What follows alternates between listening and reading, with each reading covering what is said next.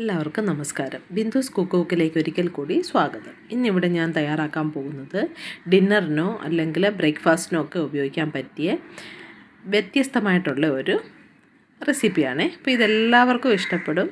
എൻ്റെ channel subscribe ചെയ്യാത്തവരൊക്കെ ഒന്ന് subscribe ചെയ്യണേ. എങ്ങനെ തയ്യാറാക്കുന്നത് നമുക്ക് നോക്കാം. ഒരു ചട്ടിയോ ചീനിച്ചട്ടിയോ അടുപ്പിൽ വയ്ക്കുക. അതിലേക്ക് 2 ടേബിൾ സ്പൂൺ എണ്ണ ഒഴിച്ചു കൊടുക്കാം.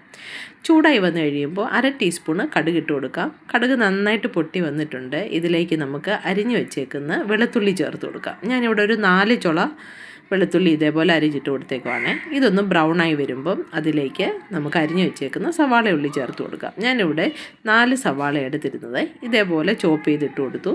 ഇനിയും ഒരു തണ്ട് കറിവേപ്പിലയും അതേപോലെ ചെറുതായിട്ട് അരിഞ്ഞ് നമുക്കിതിലേക്ക് ചേർത്ത് കൊടുക്കാം. എന്നിട്ട് നന്നായിട്ട് ഇളക്കി ഒന്ന് യോജിപ്പിക്കുക. ആവശ്യത്തിനുള്ള ഉപ്പും കൂടി ചേർത്ത് കൊടുക്കുക. ഇനി ഇതിനെ ഒരു 3-4 മിനിറ്റോളം ലോ ഫ്ലെയിമിലിട്ട് നമുക്കൊന്ന് വഴറ്റിയെടുക്കണേ. ഏകദേശം ഒരു 70% വഴന്ന് കഴിയുമ്പോൾ നമുക്കിതിലേക്ക് 1/4 ടീസ്പൂൺ മഞ്ഞൾപ്പൊടി ചേർത്ത് കൊടുക്കാം. ഈ പരുവമാകുന്നുടനെ മഞ്ഞൾപ്പൊടി ഇട്ടിട്ട് 1 മിനിറ്റ് ഒന്ന് ലോ ഫ്ലെയിമിലിട്ട് വഴറ്റിയെടുക്കണം. അപ്പോഴേ ആ പച്ചമഞ്ഞളിൻ്റെ മണമൊക്കെ ഒന്ന് മാറത്തുള്ളൂ. 1 ടീസ്പൂൺ മുളക് പൊടി ഇപ്പം ഞാൻ ചേർത്ത് കൊടുത്തതിലേക്ക് ഇതും കൂടി ചേർത്തിട്ട് നന്നായിട്ടൊരു 3-4 മിനിറ്റോളം ലോ ഫ്ലെയിമിലിട്ട് വഴറ്റിയെടുക്കണം. ഇനി ഇതിലേക്ക് 1/2 ടീസ്പൂണ് ഗരം മസാലയുടെ പൊടിയും കൂടി ചേർത്ത് കൊടുക്കാം. എല്ലാം കൂടി ഒന്ന് ഇളക്കി യോജിപ്പിക്കുക. പച്ചമണം എല്ലാം പോയി കഴിയുമ്പോൾ ഇതിലേക്ക് അരിഞ്ഞു വെച്ചേക്കുന്ന തക്കാളി നമുക്ക് ചേർത്ത് കൊടുക്കാം. ഞാനിവിടെ 2 തക്കാളി ചെറുതായിട്ട് അരിഞ്ഞതാണ് ചേർത്ത് കൊടുത്തിരിക്കുന്നത്. ഇനി ഇത് നന്നായിട്ടൊന്ന് ഇളക്കി യോജിപ്പിക്കുക. എന്നിട്ട് ഇതേപോലെ ഒന്ന് തട്ടിപ്പൊത്തി വെച്ച് നമുക്കിതിനെ വേവിച്ചെടുക്കാം. ഇത് വെള്ളമൊന്നും ഒഴിക്കേണ്ട ആവശ്യമില്ല. അതിലെ വെള്ളം കൊണ്ട് തന്നെ വെന്ത് കിട്ടിക്കോളും. ഏകദേശം വെന്ത് വെള്ളമൊക്കെ ഒന്ന് പറ്റി കഴിയുമ്പോൾ ഇതിലേക്ക് ചിരകി വെച്ചേക്കുന്ന തേങ്ങയും കൂടി ചേർത്ത് കൊടുക്കാം. ഞാനിവിടെ 2 ടേബിൾ സ്പൂൺ തേങ്ങയാണ് ചേർത്ത് കൊടുത്തിരിക്കുന്നത്. ഇതും കൂടി ചേർത്ത് നന്നായിട്ടൊന്ന് ഇളക്കി യോജിപ്പിക്കുക. വെള്ളത്തിൻ്റെ അംശം വല്ലതും ഉണ്ടെങ്കിൽ അത് ഇതുപോലെ ഒന്ന് ചിക്കി തോർത്തിയിട്ട് അതിനെ ഒന്ന് ഡ്രൈ ആക്കി എടുക്കണം. കാരണം നമുക്ക് ഒട്ടും വെള്ളമില്ലാത്ത ഒരു മസാലയാണ് ആവശ്യമേ. അപ്പോൾ മസാല തയ്യാറായിട്ടുണ്ട്. ഇനി നമുക്കൊരു ദോശക്കൽ അടുപ്പിലേക്ക് വെച്ചിട്ട് അതിൽ എണ്ണയൊന്ന് തേച്ച് കൊടുക്കുക. നന്നായിട്ട് ചൂടായി വരുമ്പം അതിലേക്ക് മസാലയും അതോടൊപ്പം 1/2 ടീസ്പൂൺ ബട്ടറും നമ്മളുടെ ഇഡ്ഡലി മാവും കൂടി ഇതിലേക്ക് ഒഴിച്ചു കൊടുക്കുക. എന്നിട്ട് അടച്ച് വയ്ക്കുക. ഇതേപോലെ ഒരു അടപ്പ് കൊണ്ട് അതിനുശേഷം ഇതേപോലെ ഒന്ന് മേൽവശം നമ്മൾ വാടി വരുമ്പോൾ തിരിച്ചിട്ട് കൊടുക്കുക. അപ്പോൾ ബട്ടറൊക്കെ നന്നായിട്ട് ഉരുകി നല്ല ടേസ്റ്റ് ആയിരിക്കും. ഇതിന് കഴിക്കാനായിട്ട് നല്ലതായിട്ട് മുരിഞ്ഞും കിട്ടും.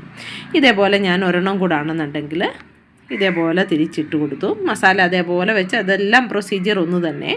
ഇനി ഇതിൻ്റെ മുകളിലേക്ക് നമുക്ക് ഒരു മുട്ട പൊട്ടിച്ചൊഴിച്ചു കൊടുക്കാം. അപ്പോൾ കുട്ടികൾക്കൊക്കെ ചിലപ്പം ഇഷ്ടമാകും. നോൺ വെജ് കഴിക്കുന്ന കുട്ടികൾക്കൊക്കെ വളരെയധികം ഇഷ്ടമാകും ഇങ്ങനെ ഒന്ന് തയ്യാറാക്കി കൊടുക്കുകയാണെങ്കിൽ. അപ്പോൾ മുട്ട പൊട്ടിച്ചൊഴിച്ചതിന് ശേഷം അതിൻ്റെ മുകളിലേക്ക് ഒരു 1/2 ടീസ്പൂണ് അല്ലെങ്കിൽ 1/4 ടീസ്പൂണ് കുരുമുളക് പൊടി ഇതേപോലെ വിതറി കൊടുക്കുക. നമ്മൾ എത്രയാണോ ഉപയോഗിക്കുന്നത് അതിനനുസരിച്ച്. എന്നിട്ട് ഒരു പിഞ്ച് ഉപ്പും കൂടി ഒന്ന് വിതറി കൊടുക്കുക. കാരണം മുട്ടയിലാണെന്നുണ്ടെങ്കിൽ ഉപ്പില്ലല്ലോ, മസാലയുടെ ഉപ്പും ഇതിലോട്ട് വരത്തില്ലല്ലോ, അതുകൊണ്ട്. എന്നിട്ട് അത് ഇതേപോലെ തിരിച്ച് ഇട്ട് കൊടുക്കുക.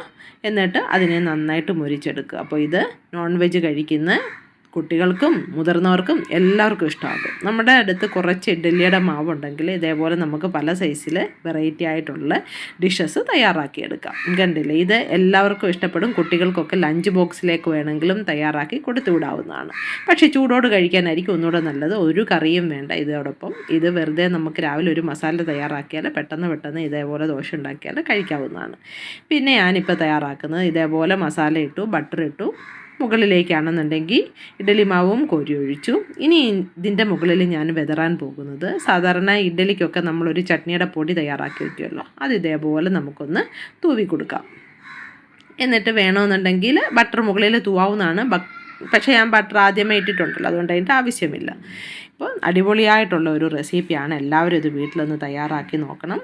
എല്ലാവർക്കും ഇഷ്ടപ്പെടുമെന്ന് കരുതുന്നു. എൻ്റെ ചാനൽ സബ്സ്ക്രൈബ് ചെയ്യാത്തവരുണ്ടെങ്കിൽ ഒന്ന് സബ്സ്ക്രൈബ് ചെയ്യണം. ലൈക്ക് ചെയ്യാനും ഷെയർ ചെയ്യാനായിട്ട് ആരും മറന്നു പോകരുത്. അടുത്ത നല്ലൊരു റെസിപ്പിയായിട്ട് കാണുന്നതിന് വരെ നന്ദി, നമസ്കാരം.